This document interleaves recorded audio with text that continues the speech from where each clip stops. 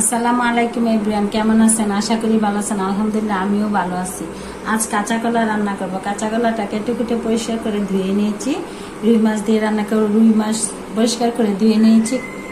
কাঁচামরিচ কুচি করেছি, পেঁয়াজ কুচি করেছি, ধনিয়া পাতা কুচি করেছি, টমেটো কেটে কুটে পরিষ্কার করে ধুয়ে নিয়েছি। এখন কিভাবে রান্নাটা করতেছি আপনাদের সাথে শেয়ার করতেছি।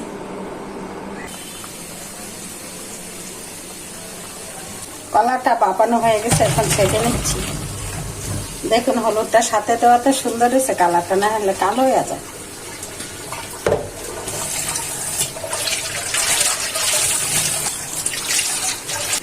মাছের মধ্যে লবণ হলুদ মাখিয়ে নিচ্ছি।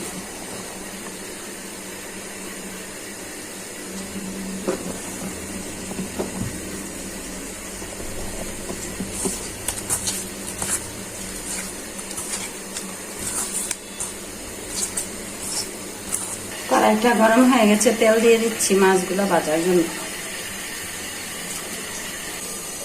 তেলটা ভালো করে গরম হয়ে গেছে, মাছগুলো দিয়ে দিচ্ছি একে একে।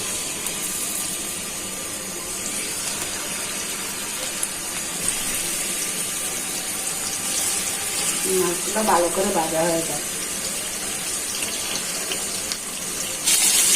মাছটা একটু মনে হয় হয়ে গেছে, এখন একটু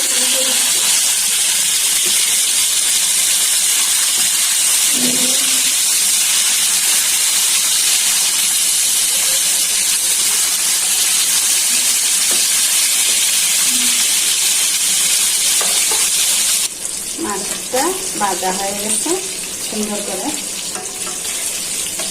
এখানে নামিয়ে নিচ্ছি মাছগুলো।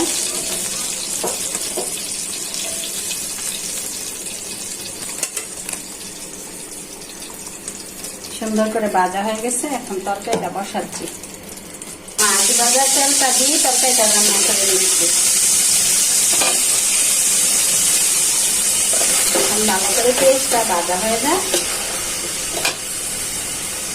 দিয়ে দিচ্ছি পরিমাণ মতো রসুন বাটা, দিয়ে দিচ্ছি মরিচের গুঁড়া পরিমাণ মতো, দিয়ে দিচ্ছি হলুদ গুঁড়া পরিমাণ মতো,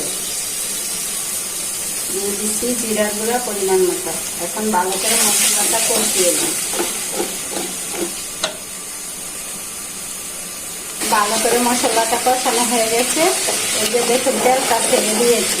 আর ভালো করে যদি মশলাটা ভাজানো হয় তরকারিটা স্বাদ লাগে না, কাঁচা কাঁচা গন্ধ লাগে। এখন সিদ্ধ করে কলাগুলো দিয়ে দিচ্ছি।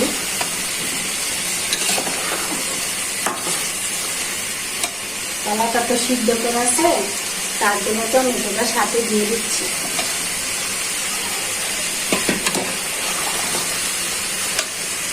দিয়ে দিচ্ছি জল।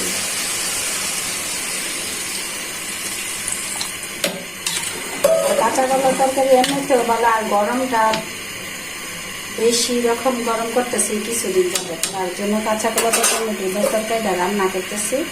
এখন একে একে মাছগুলো দিয়ে দিচ্ছি।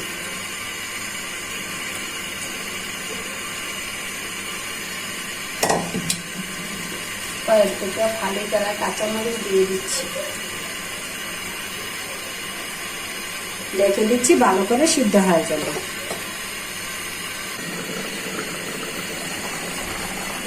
দেখি বলে একরকম হয়েছে তরকারিটা, মাশাআল্লাহ কি সুন্দর একটা কালার আছে। একদম একটু গইলা গেছে, একটু চেখে দেখি কিরকম হয়েছে।